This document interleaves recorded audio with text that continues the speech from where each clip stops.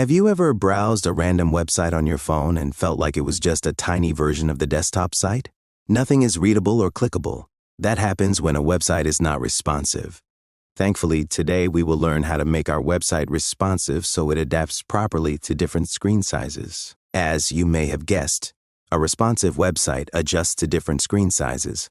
But why is responsiveness important? A responsive website ensures that everyone has a great experience, no matter what device they're using. No more zooming in and out or scrolling sideways. Everything fits perfectly on your screen.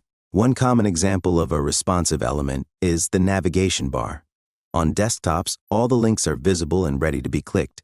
On mobile, however, the links are usually hidden inside a hamburger menu, requiring users to tap it to see all the options. So, without any further delay, let's get started. There is always something to do before starting, isn't there? First, reset your browser's zoom to the default by pressing Ctrl+0.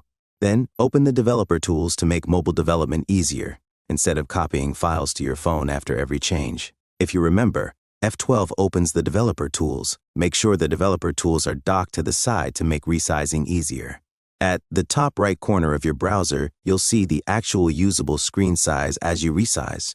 Resize your browser accordingly if you need more space. As you can see, our website is not responsive at all, so let's fix it. First, let's find an icon to replace the links. We'll use Font Awesome to get our icons, and I will show you 2 ways to include it in our project. Feel free to create your own icons if you prefer. The easiest way is to use a CDN or content delivery network, which allows Font Awesome icons to be accessible in our project. However, this requires an internet connection. You simply include the link in the head section, just like we did for fonts. Then you can copy and use the icons provided by Font Awesome. If you want to work offline, you can download Font Awesome and include it in your project. Let me guide you through it.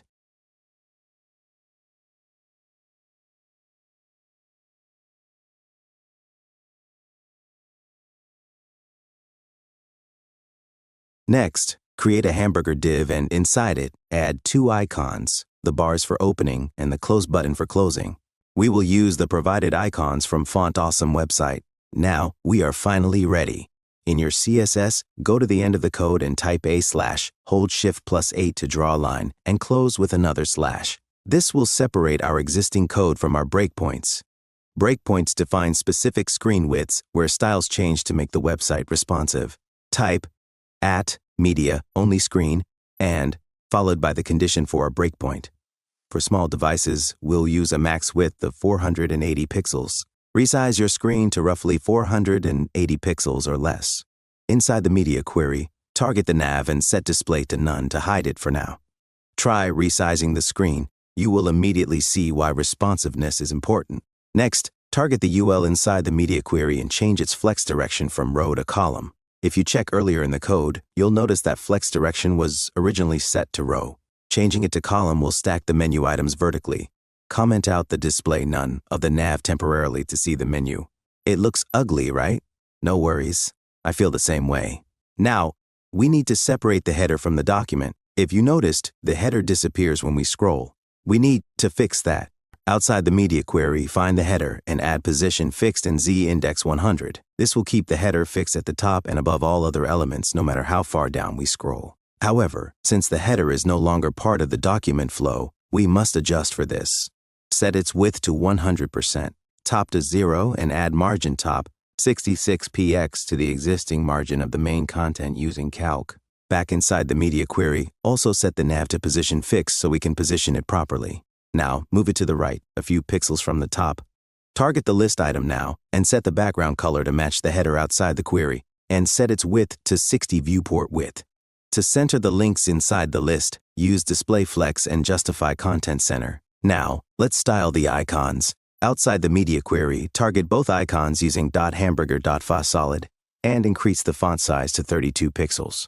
To center the icons, set .hamburger to display flex and use align self-center to center the icons. Add a hide icon class to the bars icon and set its CSS rule to display none. Now you should only see the X or close button. Try moving the hide icon class to the X instead. You'll see the bars appear. If you resize the screen now, you will still see the X icon.